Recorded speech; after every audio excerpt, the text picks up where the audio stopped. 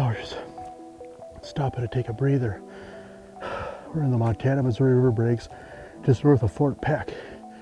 And I wanted to hunt elk out here for years, so I drew an elk archery tag this year, first morning, and tell you what, we're walking through some absolutely beautiful country.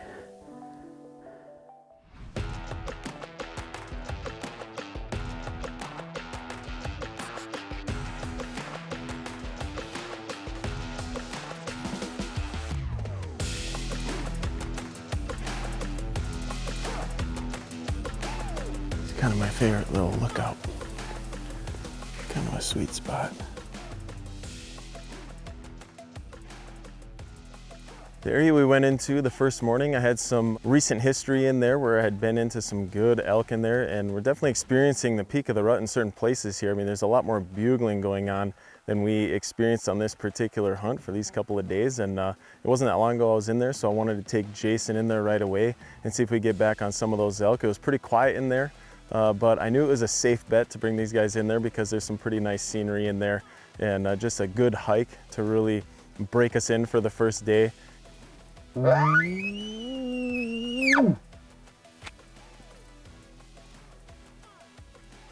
If they don't call, if they're not bugling, it's kind of a mule deer hunt. You know, it's just a lot of hard glassing and patience. Well, just the view. Patience, you know. Yeah.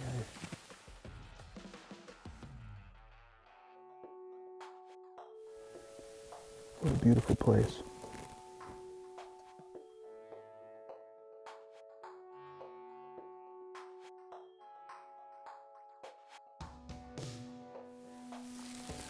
It's kind of quiet out here this morning. We're going to change our spot a little bit, just get a little different view of some of these draws. And they're not talking this morning, so we're going to have to find them.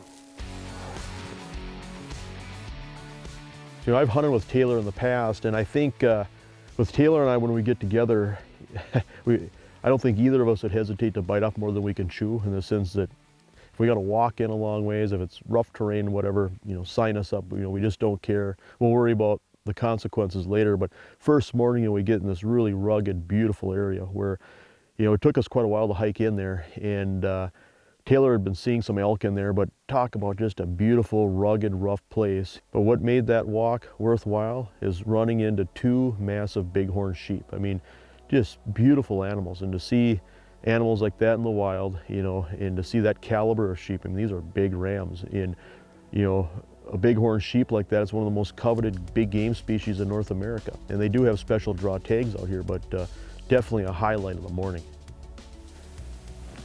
Wow, what a gift to see something like this. Two incredible rams. That is cool.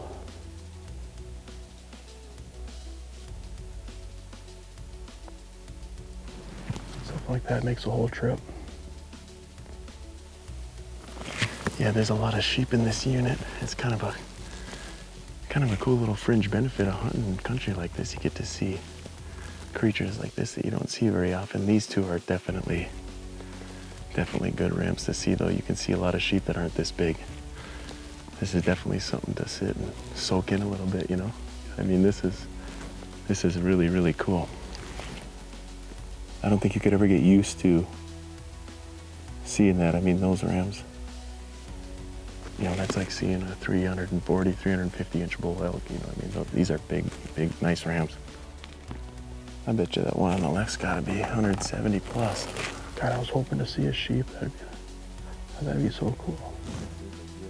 One of the great opportunities in this unit, I mean, it's kind of a premier bighorn sheep hunting unit here, and even though the tags are extremely difficult to get, you know, we get some big sheep, and those are some really fun, rewarding hunts. And you know, you don't just happen on sheep all the time in this unit. They're not that super common, so this was really a gift. It was really cool to have Jason in camp on the first day, and it definitely helped me out in my guiding situation where I didn't really have him on elk yet, but we could keep morale up with a really cool encounter with some bighorn sheep, and there's some really solid sheep. I know if I was in a guiding situation, there would have been given strong consideration of those. There's some trophy animals, so that was really cool. That was cool for me, and I hope that was really cool for Jason, because that's just not an everyday thing, even if you're from here. You look at northeastern Montana along the Missouri River, it really is a hunter's paradise. You know, we've been out here before, and I mean, there's tremendous pheasant hunting in places. There's, tremendous waterfowl hunting, but then obviously the big game hunting. We've been out here in the past and hunted mule deer. Drew an elk tag out here this year, just one of those coveted areas, especially for elk archery hunters. It's one of those areas where, there's really a potential to shoot a really nice bull in this part of the world. And so look at all the things combined. I mean, it's just so many great hunting opportunities. I got a bull. I got a bull. Can I move? Here, come to me. See the sandstone just go below. Oh yeah. Look at that, right in the shade. Just standing there in the shade. He's by himself. That's a rutted down. That's like an old bull. That's a rutted down bull. He's busted up heavy. Heavy duty. Tired of fighting, he's hiding. Yeah. Honestly, I think we can get close to this bull. I think the wind is pretty legit, but it's so dry. It's almost like a mule deer hunt. We're gonna have to take our boots off, I think, as long as you're willing. Yeah. I think we're gonna have to get super sneaky on this deal. But if he stays right there, and it's almost like, it's like midday. Yeah. He should be there for a while. This might be a gift. Let's do it, let's do it. I know you've done some sneaking before, so this should be right at home for you. This could be a real opportunity for us. I know it's not a herd bull rutting cows and bugling and calling this time of year like we like, but a bedded bull in isolation like this could be a sneaking opportunity, almost like a mule deer hunt. So we got a good wind, and let's see if we can get close to him.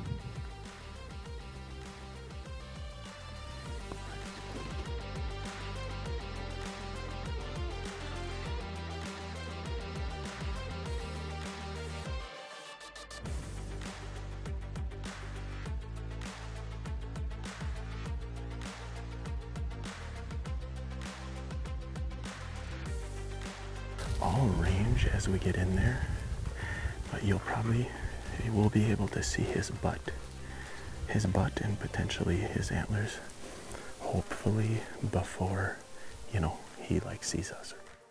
So we see this beautiful bull elk that's just broken off, and you can just tell it's just an old warrior bull and just a cool elk. I mean, as soon as I saw it, I thought that'd be a cool elk to harvest. I mean, I just love animals that have character like that. And yeah, granted, I mean, the top half of his antlers were busted off from fighting. I just tell he's just a big old warrior of a bull. And I just think that stuff is cool, So we see this elk, basically below a sandstone ledge, and everything looked and felt perfect. But then when we got up there, I mean, the elk was on its feet, it was moving, and before I could get drawn and get a step, which, at that time it was 70 yards, that elk just kind of just kept walking around the corner. It just felt like we zigged instead of zagged. I mean, everything was perfect, but then when we got up there, our plan just kind of unraveled, but just a really cool encounter with a beautiful elk.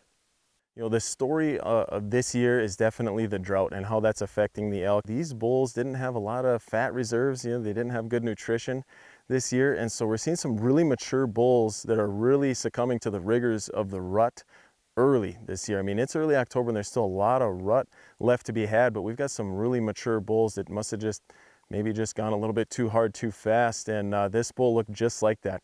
You could tell that he had some ailments. I mean, he was just a busted up antlers. Obviously he's just a warrior and been fighting like crazy, and it's just our timing was a little bit off. He got out of there before we got to him to get a real good clean shot, but it was just a good opportunity for us early in the hunt to just go after an elk. It was a fun, cool stalk. We didn't come out of there with a bull, but it really just kind of wet our whistle for the hunt.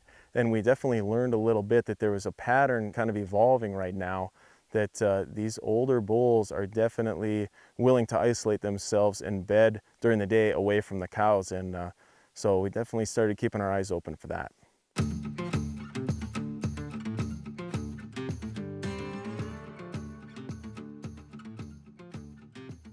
Most of the time when we're archery elk hunting, there's a lot of cow calling and bugling, and there's a lot of interaction where you're calling to the elk. And this week, that wasn't happening.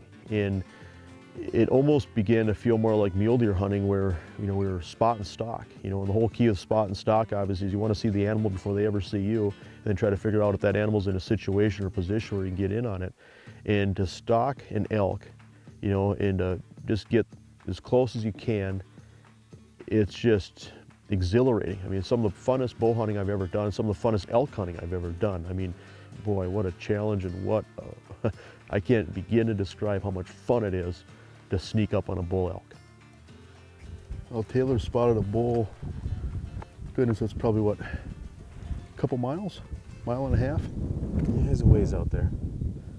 Dropped down in a low spot here all by himself, so we're gonna make a move here and see if we can cut the distance and get a little closer. See if he'll bed down somewhere. Wide open country, it just doesn't look like what you'd call elk country, does it? Right. It's not super classic elk More country. like desert, but they pop in these little pockets and rest.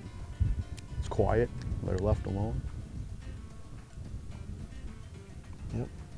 We'll keep our head on a swivel in case something else pops up, but let's go gain some ground on this guy. Yep.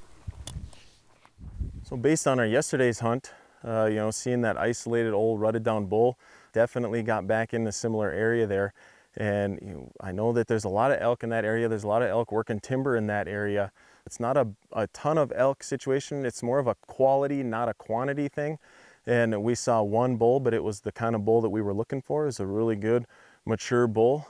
Once we kind of had that elk pinpointed, or at least an idea where that elk was going to bed, we made a move and tried to just cover as much ground as we could. So I got set up just in case this elk kept coming down the draw, and then Taylor looped around and just tried to get eyeballs on this elk, try to find him again. And Taylor got up on a high spot, looked over, saw this bull just bedded in the perfect spot. I mean, you couldn't have written a better script as far as getting up close on a bull elk. All right, so I got the bull bedded up. He didn't go very far from where we last saw him, which took a little bit of time because we're just being careful looking into other places he could have been, but he didn't go far. So he's kind of, similar to the stock we had the other day. He's down below a sandstone. This guy's bedded up though, and I hope that he stays tight, and we're gonna try to get the wind and just get the high ground, come up above him, and probably wait for him to stand up. So hopefully it's a close shot, man. One of these times it's gotta pay off, right? Yep. Well, as we go up there, he'll be to the left. I want you to remember something when we're going in there. Right above him, you see how the sod is on the rims? Right above him, the sod kind of overhangs, like it hasn't fallen yet, like the dirt hasn't fallen. There's a little stretch about like this where the sod kind of dips over. And it's pretty obvious, like when you're looking, because everything else it's a clean edge on top, right? And we're gonna be able to see that long before we see him. So just as we're getting up there, I might point at it or whatever. And I'm gonna get my range off of it as well. So we'll do hand signals and we're gonna go really slow. Yeah, super slow. A puff of wind, we take a few steps, you stop for 5. Just go when the wind blows. We got all day. Yep. It's 9:30, we might take us to 11:30 just to go a couple hundred yards. Okay.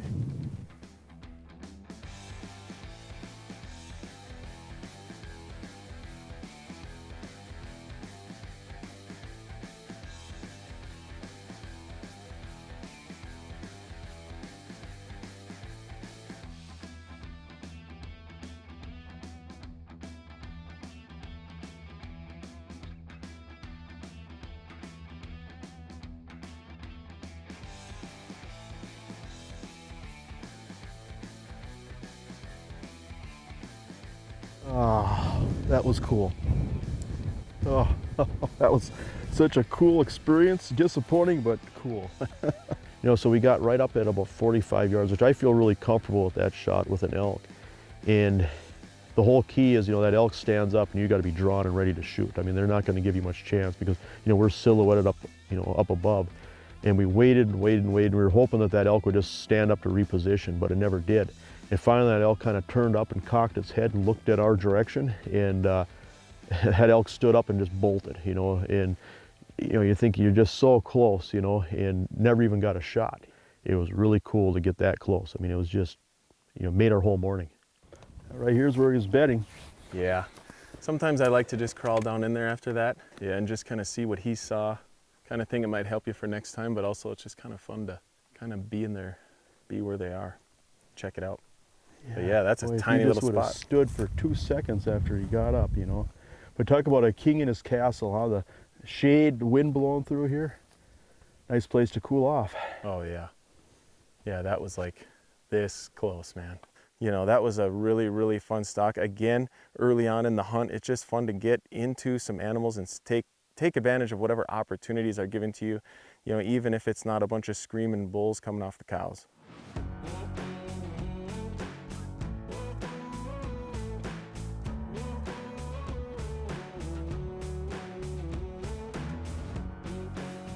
Yeah, so really just hiking back to the pickup after a failed stalk on that quality 6-point in the morning, just kind of reminiscing about that. Just not too far away from where we were the night before, just checking into some of those coulees, just looking into some specific bedding spots. And we found that rutted down busted bull. That doesn't happen very often where you get on the same bull in the same area. Could be a really good opportunity, so we're gonna give it a shot. I don't know, he just looks all bummed out, but that is a giant bull. Taylor came up with a game plan pretty quick where we came up along the draw and we just snuck in. Again, we took our boots off, we crept in on our socks, and we were just lucky where I could see the back half of the bull, but the head of the bull was covered, or I had a bush between the elk and myself. And so I had Taylor right next to me, and we just crept up. That bull was definitely tired and just really beat down. And I tell you what, a top end bull like that, pretty exciting for me, and I'm really glad that Jason was excited as well to get on a busted up bull, because you know, he's just an absolute trophy, and I really believe that he was in his last year of life. I mean, that guy was totally beaten down and had lived a long, full life, and this was gonna be an opportunity for us.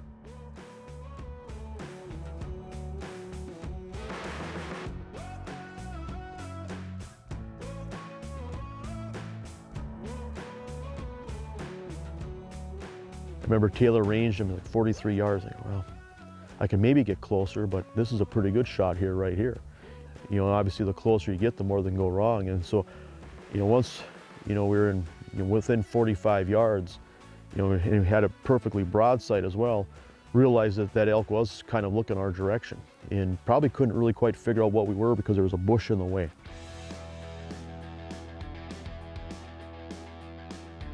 So I just drew my bow back and I just took a step to the right. I still didn't have a shot, took another step to the right, and there he was. I had his vitals, and you know, shot pretty quick. You know, I figured that bull wasn't gonna stick around.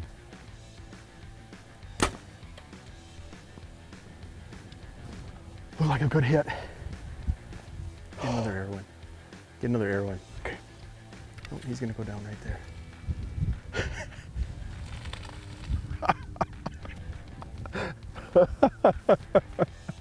Ooh. What a stalk, huh? Oh, dude, my God. That's an old bruiser of a bull, man. Dude, that's one of the biggest bulls that I've messed with in a very long time. And you put him out of his misery, bro. Oh, man. Hey, it worked out perfect, huh? Perfect shot, dude. Perfect It was stalk. meant to be, dude. You know, that was just an excellent shot. And when they go down in sight, you know, much less 15 yards away, that's really just the biggest reward ever. Then he died in a super banged up spot. So it's just another day in the life of a guide to jerk him out of the trees and get a few pictures of him and pack him out to the pickup. He must have been right, I suppose, like right here, huh? Yeah, there he is right there. He must have been right here. Looks like he bedded here. Yep. He probably had been bedded here. Yep. And was just staying here, getting wow, out look of at the that. sun. He didn't even go. No, 15 yards. Wow. 13 yards. Oh, he died in a terrible spot. Yeah. Whoa. Wow. That is a straight up bomber. That's I mean, you can tell, right? Like, that's a huge bull.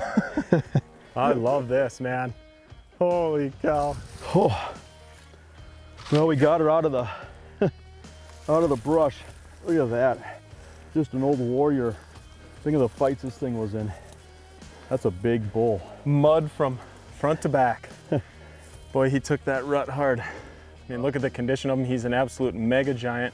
Look how wide he is. And just think how big his fifths and sixths once were. Yeah. Yeah, just look how heavy they are on the bottom. Yep. Yeah, it just looks like he's got a small injury on the front of this shoulder, but like in his chest, probably from fighting. But yeah. Other than that, body condition, you know, for the way he was acting, I think it was just fatigue. Yeah. I mean, I just think that he's just done and over it. He ruts so hard. And to be an old bull during a drought like this is probably the toughest on these guys. Yeah. These guys in the rut, this is his last hurrah, man. Well, Yeah. we know that now. It's definitely his last hurrah. Wow, good job, man. Good Thank shot. you, Taylor. Incredible hunt. Gosh, I'm so pumped for you. Yeah, that's a cool old bull. A lot of character. I love, think of the stories this elk has. Oh my gosh. fights. Even just from this last week, I'm sure when he broke his antlers, those are fresh breaks. To be experiencing this hot, dry, droughty weather and just sort of adapting to the situation and making something out of what is usually nothing and getting after a really big bull that was just a really, really cool hunt. Boy, just a perfect shot. And then to watch an animal like that go 15 yards and tip over, it just doesn't get any better, And so just a tremendous, tremendous hunt and a unique hunt, spot and stalk elk. I mean, that's just as good as it gets.